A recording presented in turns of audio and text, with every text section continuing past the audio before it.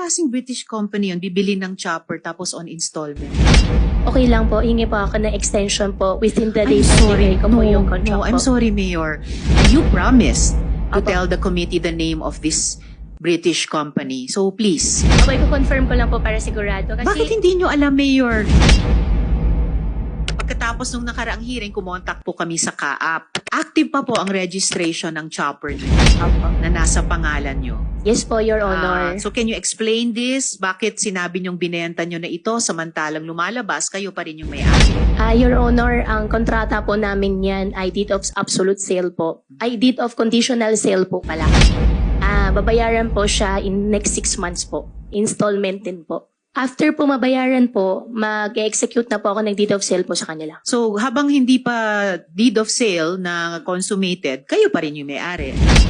Hindi na po kasi nagbabayad po siya sa akin ng